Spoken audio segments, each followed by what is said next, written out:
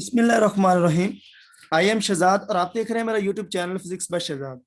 जैसा कि आप जानते हैं कि इस वक्त हम फर्स्ट ईयर फिजिक्स का चैप्टर नंबर 4 स्टडी कर रहे हैं।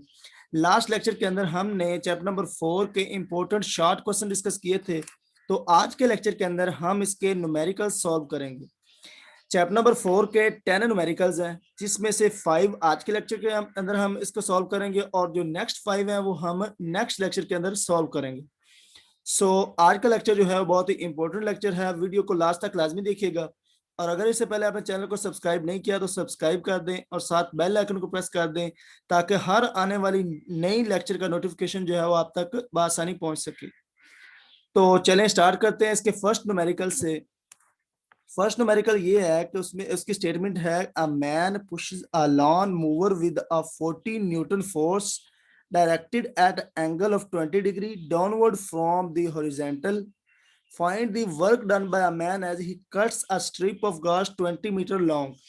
वो कहता है कि एक आदमी जो है वो एक लॉन को 40 न्यूटन फोर्स के साथ मूव करता है, ठीक है, जबकि उसका जो एंगल है वो 20 डिग्री है हॉरिजॉन्टल। और हमने फाइंड करना है वर्क डन, ठीक है। इसमें जो वर्क होगा जब वो एक 20 मीटर ग्रास जो है वो कट करेगा तो कितना उसको वर्क रिक्वायर्ड होगा। तो इसको सॉल्व करने के लिए मैं आपको बताता चलूं कि आप अगर एग्जाम्स के अंदर ये न्यूमेरिकल्स आता है तो आपने किस तरह करना है। फर्स्ट आपने स्टेटमेंट को गौर से देखना है। सेकंड आपने ये करना है कि इसमें से जो आपको डाटा गिवन होगा, यानी कि आपको जो चीजें गिवन होंगी तो आपने एक ब्लू मार्कर से एक हेडिंग इसकी लिखनी है कि गिवन डाटा, ठीक है। गिवन डाटा जो होगा फिर आपने वो अपना पेन से ये लिख लेने हैं जो जो हमारे पास रिक्वायर्ड चीजें होंगी। जिस तरह से हमारे पास यहाँ पर फोर्स है, एंगल है और उसके बाद ये 20 मीटर लॉन्ग यानी कि लेंथ भी गिवन है, ठीक है। तो जो जो चीजें आपको गिवन होंगी वो आपने फर्स्ट लिख लेनी है। उसके बाद आपने हेडिंग देनी है टू फाइंड की, ठीक है। टू फाइंड हमें क्या चाहिए, यहाँ पर देखिए फाइंड दी वर्क डन, हमने फाइंड करना है वर्क। सो आपने फाइंड में लिख लेना है कि वर्क हमें फाइंड करना है। उसके बाद इसको आपने सॉल्व करना स्टार्ट कर देना है। एक फार्मूला लिखना है जो जिसके अंदर आपने ये वैल्यूज पुट करनी, ठीक है। तो ये सिंपली मेथड है एक न्यूमेरिकल्स को सॉल्व करने का। तो यहाँ पर अब हम इस न्यूमेरिकल्स को देखते हैं। हमारे पास गिवन थी फोर्स, यहाँ पर फोर्स थी 40 न्यूटन, ठीक है। उसके बाद एंगल गिवन था theta is equal to 20 degree. उसके बाद हमारे पास ये देखें लेंथ गिवन है 20 मीटर। तो लेंथ और डिस्टेंस हम जानते हैं कि इक्वली होता है, सो आपने ये लिख लेना है। उसके बाद फाइंड में ये देखें तो कहता है वर्क हमने फाइंड करना है, ठीक है। अब वर्क का हम फार्मूला जानते हैं कि W इज इक्वल टू होता है F डॉट डी, यानी कि dot product of force and displacement. तो यहाँ पर देखें ये फार्मूला लिखा हुआ है कि वर्क हमारे पास इक्वल होता है F डॉट डी। अगर हम डॉट प्रोडक्ट को खत्म करते हैं तो हमारे पास आता है एफ डी कॉस थीटा, ठीक है। ये हमने पहले भी थ्योरी के अंदर ये वर्क जो है वो डिस्कस कर चुके हैं। तो डब्ल्यू इज इक्वल होता है एफ डी कॉस थीटा। तो सिंपली आपने इसके अंदर वैल्यू पुट कर देनी है कि एफ हमारे पास 40 है, उसके बाद एंगल 20 डिग्री है, साथ ही हमारे पास जो डिस्टेंस है वो 20 है। तो सिंपली आपने 40 20 और कॉस 20 डिग्री और ये कैलकुलेटर के आपने इसकी वैल्यू लिखनी है। तो हमारे पास आ जाएगा वर्क, हमारे पास वर्क आया 751.7 जूल, ठीक है। तो यहाँ पर देखें तो हमारा जो पॉइंट होता है वो फर्स्ट डिजिट के साथ होता है, ठीक है। सो ये 2 डिजिट छोड़ के हमारा ये पॉइंट आना है। तो जब हम इसको 2 डिजिट छोड़ के लिखेंगे 7.5 लिखेंगे तो इसका मतलब है हम 10 रेज की पावर 2 साथ में मल्टीप्लाई करेंगे। ये इसका एक असूल होता है, ठीक है। सो हमारा जो वर्क आ गया वो 7.5 मल्टीप्लाई बाय 10 रेज की पावर 2 जूल। तो ये हमारा रिजल्ट आ गया। तो सिंपली आपने इस तरह से ये रिजल्ट की हेडिंग दे के इसको लिख लेना है। इस तरह से अगर आप न्यूमेरिकल को सॉल्व करते हैं तो आपका जो मार्क्स है वो बिल्कुल नहीं कटेगा, ठीक है। आपका टोटल जो है जितना, अगर ये 5 मार्क्स का होता है तो आपको 5/5 मिलेंगे, ठीक है। तो इस तरह से क्वेश्चन नंबर 2, न्यूमेरिकल नंबर 2 है हमारे पास। वो कहता है a raindrop m is equal to 3.35 multiplied by 10 raised की power -5 falls vertically at a constant speed under the influence of force of gravity and friction. In falling to 100 meter, how much work is done? हमारे पास दो चीजें given है। अब हमने work find करना है gravity के ऊपर भी और वर्क फाइंड करना है फ्रिक्शन के ऊपर भी, ठीक है। दो चीजें हमें रिक्वायर्ड हैं फाइंड करने के लिए कि वर्क ग्रेविटी के ऊपर क्या होगा और फ्रिक्शन के ऊपर वर्क क्या होगा। जबकि गिवन आप देखें तो हमारा जो रेन ड्रॉप है, जो हमारे जो बारिश का जो कतरा होता है उसका जो मैस है वो 3.35 मल्टीप्लाई बाय 10 रेज की पावर -5, ये गिवन है, ठीक है। उसके बाद हमारे पास है लेंथ भी गिवन है, वो कहता है फॉलिंग थ्रो, यानी कि हाइट गिवन है कि हमारा जो बारिश का जो कतरा है वो कितनी हाइट से नीचे गिर रहा है, ठीक है, वो 100 मीटर गिवन है। तो ये गिवन आपने लिख लिया डाटा, उसके बाद हमने जो चीजें फाइंड करनी वो लिख ली कि हमने वर्क फाइंड करना है ग्रेविटी के ऊपर भी और फ्रिक्शन के ऊपर भी। अब हम इसको सॉल्व करते हैं। जैसे कि हम जानते हैं कि जो वर्क का जो फार्मूला होता है W is equal to F dot D. तो यहाँ पर देखें, फर्स्ट हम फाइंड कर रहे हैं वर्क डन बाय ग्रेविटी। अब जब ग्रेविटी का वर्क हमने फाइंड करना है तो हमारा एंगल जो है वो 0 डिग्री होगा, यानी कि हमारा जब जो कतरा जो है वो ऊपर से नीचे की जानब आ रहा है, इसका मतलब उसकी जो डायरेक्शन है वो ग्रेविटी की जानब है। जब उसकी डायरेक्शन जो है वो ग्रेविटी की जानब होगी तो हमारा जो थीटा होगा वो 0 डिग्री होगा। तब हमारा थीटा जो है वो 0 डिग्री होगा, क्योंकि हमारा जो डिस्टेंस के अलोंग हमारा जो रेन ड्रॉप है वो पैरेलल है। जब वो पैरेलल होगा तो हमारा थीटा है वो 0 डिग्री होगा। So F dot D, F D cos theta, cos जब 0 पुट करेंगे तो हमारा आता है एफ डी, ठीक है। तो हम जानते हैं कि जो वर्क होता है वो पोटेंशियल एनर्जी के इक्वल होता है ड्यू टू हाइट। हाइट की वजह से अगर हम वर्क देखें तो वर्क का फार्मूला है होता है पोटेंशियल एनर्जी के इक्वल mgh। यहाँ पर जी हमारे पास है ग्रेविटेशनल फोर्स, ग्रेविटेशनल कांस्टेंट, ठीक है। तो इसकी जो वैल्यू होती है वो होती है 9.8। ये हम पहले भी डिस्कस कर चुके हैं कि जी जो ग्रेविटेशनल कांस्टेंट है इसकी वैल्यू होती है 9.8। तो सिंपली आपने इसकी वैल्यू पुट करनी। मैथ्स हमारे पास गिवन था 3.35 मल्टीप्लाई बाय 10 की पावर -5, उस जी की वैल्यू 9.8 और हाइट भी हमारे पास गिवन थी h 100 मीटर, ठीक है। तो सिंपली आपने ये वैल्यू पुट की और इसको कैलकुलेटर के ऊपर सॉल्व किया तो हमारी वर्क की वैल्यू आ गई W is equal to 0.0328 joule. ये हमारा जो वर्क आया ये हमारा ड्यू टू ग्रेविटी की वजह से। अब हमें वर्क फाइंड करना है फ्रिक्शन की वजह से। सिंपली आपने फार्मूला वही पुट करना है एफ डॉट डी वाला, एफ डी कॉस 180 डिग्री। अब यहाँ पर एंगल जो है 180 डिग्री क्यों आया है? क्योंकि यहाँ पर देखें तो हमारे जो रेन ड्रॉप था वो एंटी पैरेलल है एयर फ्रिक्शन की। पहले तो ग्रेविटी के अलोंग थी उसकी डायरेक्शन, लेकिन अब जो फ्रिक्शन हम जानते हैं कि हमारी जो एटमोस्फेयर होता है उसके अंदर फ्रिक्शन मौजूद होती है ड्यू टू एयर की वजह से। तो वहां पर इसका एंगल जो है 180 डिग्री होगा क्योंकि वो एंटी पैरेलल है एक दूसरे की। सो 180 डिग्री पे cos -1 होता है। सो हमारा जो आंसर आ जाएगा वो पहले था प्लस 0.03, अब आ जाएगा -0.0328 joule. So due to air friction की वजह से जो वर्क की वैल्यू आई है वो आई है -0.0328 जूल। ये हमारी वर्क की वैल्यू आ गई एयर फ्रिक्शन की वजह से, पहले हमने फाइंड की ग्रेविटी की वजह से। सो आपने रिजल्ट में ये दोनों लिख लेने हैं इस तरह से हेडिंग दे के, ठीक है। तो ये हमारा हो गया सेकंड न्यूमेरिकल। अब थर्ड न्यूमेरिकल की स्टेटमेंट देखें तो हमारे पास वो कहता है कि 10 bricks each 6.0 centimetre thick and mass 1.5 kg lie flat on table. How much work is required to stack them one on the top of another? वो कहता है कि हमारे पास जो इंटे हैं वो 10 इंटे हैं जिनकी जो मोटाई है वो 6.0 सेंटीमीटर है, जबकि उनका मैस जो है वो 1.5 kg है और टेबल के ऊपर वो लाई कर रहे हैं। अगर हम उनको एक दूसरे के ऊपर अगर बंडल की फॉर्म में रखें तो हमारा वर्क जो होगा वो क्या होगा, कि वर्क कितना रिक्वायर्ड होगा। अब 10 ब्रिक्स हैं, इसका मतलब है हमने 10 ईंटों का अलग अलग वर्क जो है वो फाइंड करना है। उसके बाद उन सबको ऐड करेंगे तो हमारा टोटल वर्क आ जाएगा। तो फर्स्ट हम लिख लेते हैं गिवन डाटा। गिवन डाटा में देखें तो 6.0 सेंटीमीटर थिक, यानी कि हमारे पास जो ब्रिक्स हैं उसकी जो थिकनेस है, जो मोटाई है वो गिवन है। हाइट यानी कि h जो गिवन है तो 0 सेंटीमीटर में है, तो सेंटीमीटर को मीटर में कन्वर्ट करने के लिए हम 100 पे डिवाइड करते हैं। तो जब 6 को 100 पे डिवाइड करेंगे तो हमारा आंसर आता है 0.06। उसके बाद 10 ब्रिक्स, जो ब्रिक्स की तादाद है, जो ईंटों की तादाद है वो है 10, ठीक है। उसके बाद मैस गिवन है तो 1.5 kg इसका मैस है। तो ये चीजें हमारे पास गिवन है। तो हमने फाइंड करना है वर्क। सो हम 10 का अलग-अलग वर्क फाइंड करते हैं। तो ये देखिए फर्स्ट का mgh, यहाँ पर देखिए तो वर्क जो हम फार्मूला हम जानते हैं कि वर्क इज इक्वल होता है पोटेंशियल एनर्जी के हाइट के मामले में, ठीक है। तो W is equal to mgh होता है। तो फर्स्ट के लिए mgh, इसके लिए सेकंड 1 mgh और इसके बाद थर्ड है 2 mgh, इस तरह से 3 mgh, फिर 4, फिर 5, 6, इस तरह से लास्ट में 9 mgh।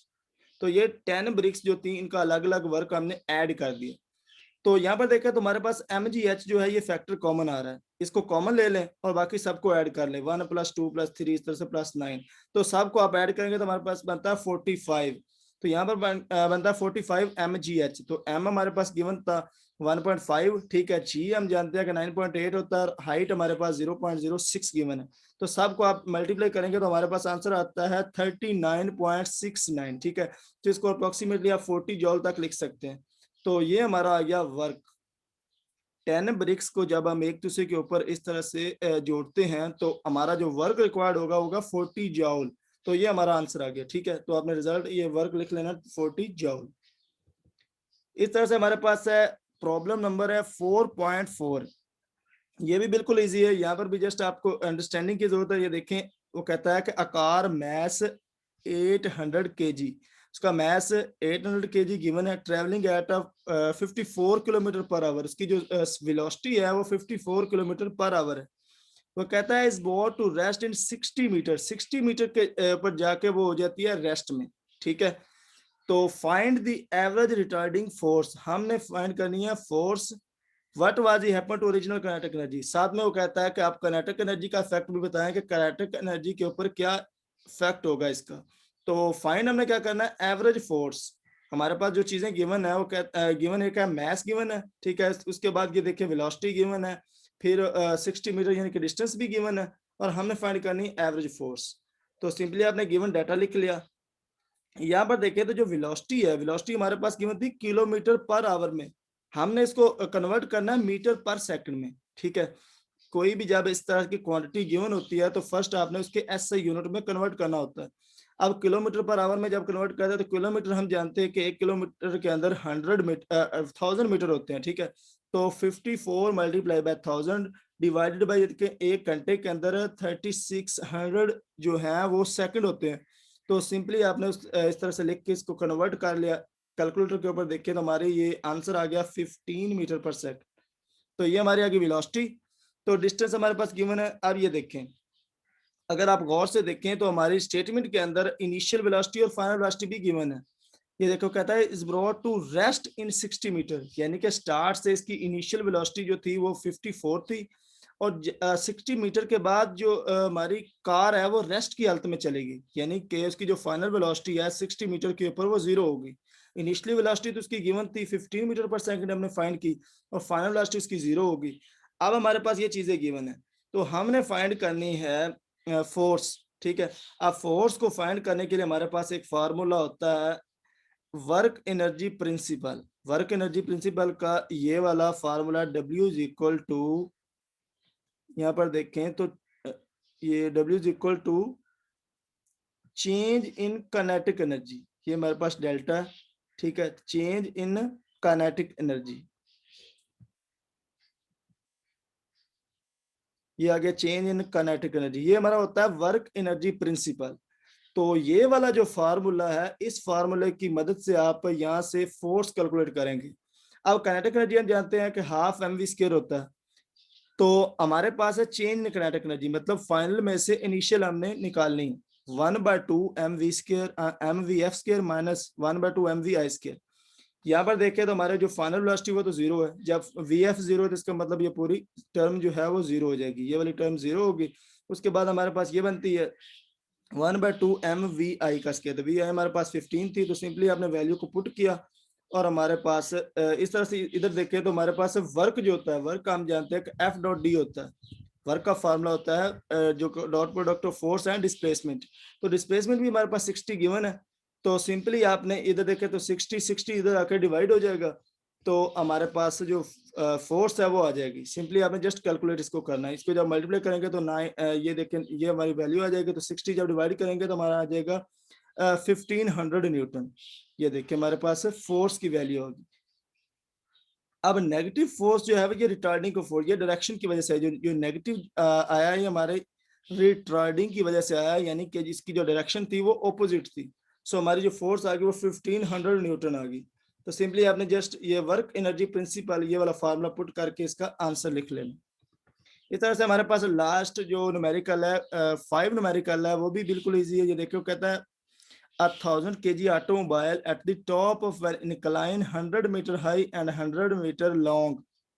10-meter high and 100-meter long is released and rolls down at the hill. What is the speed at incline if its average force 480 Newton? वो कहता है कि हमारे पास एक यानी कि एक कार है या कोई भी एक गाड़ी है जिसकी टॉप की जो हाइट है वो है 10 मीटर, जबकि उसकी जो लेंथ है वो है 100 मीटर। यानी कि जो गिवन डाटा है वो मैस गिवन है, हाइट गिवन है और लेंथ गिवन है और फोर्स की वैल्यू भी गिवन है 480 न्यूटन। ठीक है, और हमने फाइंड करनी है वेलोसिटी। ये देखें, व्हाट इज द स्पीड, हमने इसकी स्पीड फाइंड करनी है, यानी कि वेलोसिटी फाइंड करनी है इनक्लाइन के ऊपर, यानी कि इसकी स्लोप। इनक्लाइन का मतलब होता है एक स्लोप, एक ढलवान जिस तरह से हमारे पास होती है, तो वो जो हिल के ऊपर स्लोप बन रही है उसकी हमने स्पीड फाइंड करनी, वेलोसिटी फाइंड करनी। तो गिवन डाटा ये हमने तो देखें, हमारे पास हमने थ्योरी में ये देखा कि हमारे पास एक फार्मूला था, loss of potential energy is equal to gain in kinetic energy plus work done against friction. ये वाला फार्मूला आपने यहाँ पर पुट करना है, इस फार्मूले को आपने माइंड में सेट कर लेना है। तो ये फार्मूला बहुत इंपॉर्टेंट है। Loss of potential energy is equal to होता है gain in kinetic energy plus work done against friction. अब पोटेंशियल एनर्जी हमारे पास होती है mgh, जबकि काइनेटिक एनर्जी होती है हाफ mv स्क्वायर। ठीक है, उसके बाद हमारे पास है वर्क डन अगेंस्ट फ्रिक्शन। जो वर्क है वो होता है fs, s यहाँ पर लिख लें या d लिख लें क्योंकि लेंथ और डिस्टेंस एक ही होता है। So half mv square plus fs। तो सिंपली आपने कैलकुलेट करनी है v, सो v को अलग लिख लें, ये यहाँ पर मिस्टेक होगी, यहाँ पर स्क्वायर आना था। ठीक है, तो यहाँ पर देखें तो इसको अगर अलग करें तो mgh जो है यहाँ पर इधर आकर माइनस हो जाए, mgh ये है, तो fs अगर इधर चला जाएगा तो वो माइनस हो जाएगा। तो हमने फाइंड करनी है v, तो v का स्क्वायर है, बाकी जो चीजें हैं जो इधर मल्टीप्लाई हो गई हैं इधर आके हो जाएंगी डिवाइड। तो सिंपली आपने इसको कैलकुलेट करना है, v स्क्वायर है तो इसका मतलब दोनों साइड पे आपने क्या कर लेना, स्क्वायर रूट ले लेना। इधर भी अगर स्क्वायर रूट लें तो इधर 100 है, तो इधर भी स्क्वायर रूट लें तो 100 का हम जानते हैं कि जब 100 खत्म करेंगे तो हमारे पास 10 आता है, तो इधर v आ जाएगा। सो हमारी जो वेलोसिटी है वो 10 मीटर पर सेकंड आ जाएगी। सिंपली आपने जस्ट इसको कैलकुलेट करना है। फार्मूला हमारे पास ये लगाना है कि loss of potential energy is equal to gain in kinetic energy plus work done against friction. तो ये सारी चीजें हमारे पास गिवन है, जस्ट आपने वैल्यू पुट करनी और वेलोसिटी फाइंड कर लेनी। तो ये हमारे पास रिजल्ट आ गया, हमारी जो स्पीड ऑटोमोबाइल की थी वो 10 मीटर पर सेकंड। ठीक है, सो आज के लिए इतना ही। नेक्स्ट लेक्चर के अंदर हम इसके नेक्स्ट 5 न्यूमेरिकल डिस्कस करेंगे। सो अगर लेक्चर आपको पसंद आया तो इसको लाइक कर दें और अपने दोस्तों के साथ शेयर कर दें। शुक्रिया।